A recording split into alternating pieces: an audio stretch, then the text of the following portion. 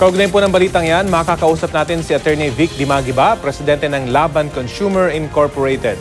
Magandang tanghali po sa inyo. Hello.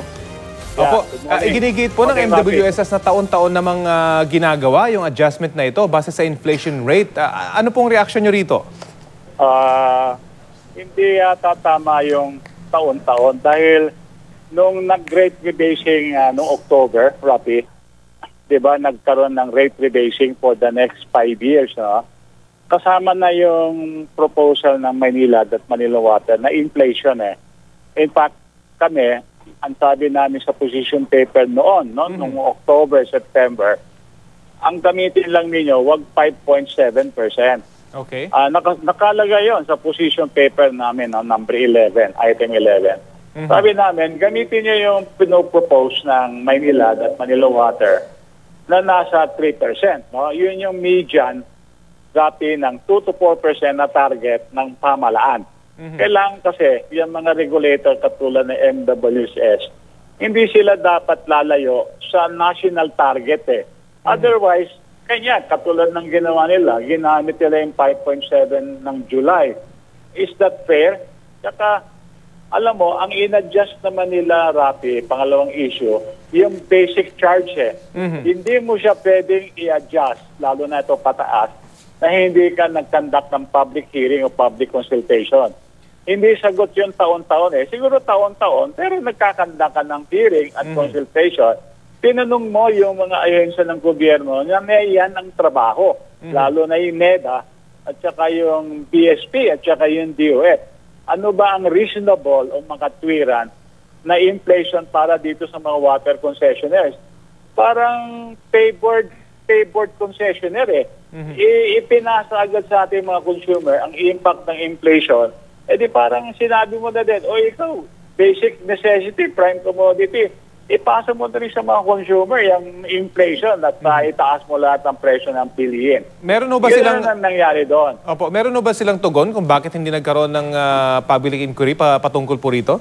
Hindi. Yung kasing notice nila nung Sabado lang nila pinablish sa dyaryo, Rapi. So, today, sumulat na ako sa MWSS formal letter kasi kailangan gano'n, At nanawagan po kami na i-recall nila yung resolution, 4 yun na nagtataas ng singil sa tubig dahil sa paggamit nila ng 5.7 Consumer Price Index. At sabi po namin, kailangan maggawa ka naman ng public hearing o public consultation kasi ginalaw mo yung basic charge. Kailangan dumaan yun sa hearing.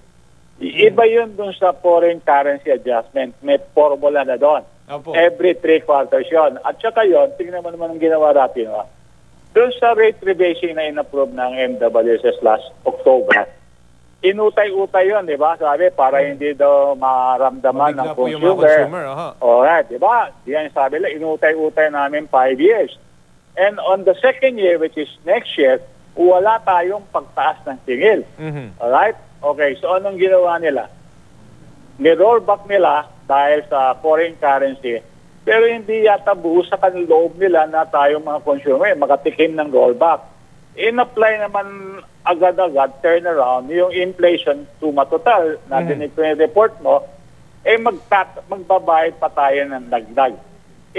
Sa akin, hindi lang yan illegal at walang basihan. May pagka-bad faith pa yung MWSS na yan. Ngayon pong bumaba na yung inflation itong Nobyembre.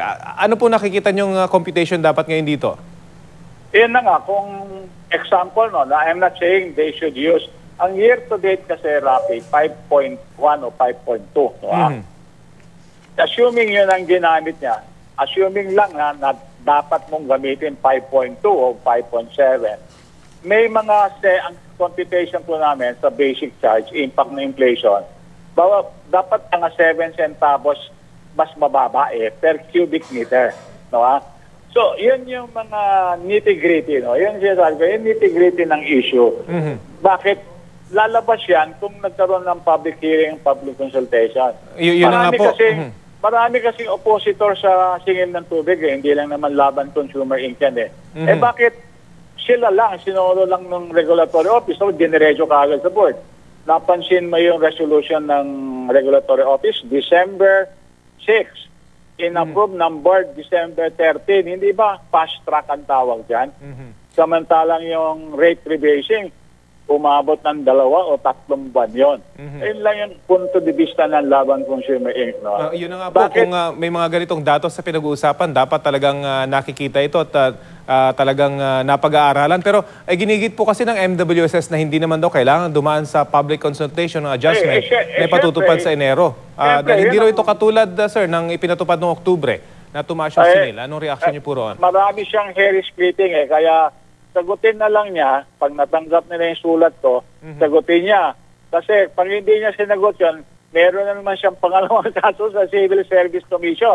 At gano'n ang ginawa niya sa position paper namin noong September 3. Hindi niya sinagot, kaya hinablock ko siya under, may bago tayong batas, yung ease of doing business and delivery of efficient government service. Dalawa yun, hindi lang daliin mo ang mga permits, yung mga nagnenegosyo. Kailangan efficient government service.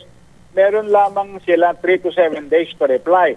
Hindi niya kinumply yun sa aming unang position paper. Kaya dito, pag natanggap niya ito, I'm sure natanggap niya na, ina-acknowledge naman nila by email, meron silang auto-reply, sagutin niya ito kung hindi kailangan. Kasi kung hindi kami maniniwala sa legal basis ng kanyang dalihan, pwede namin dalhin to by certiorari, susgado.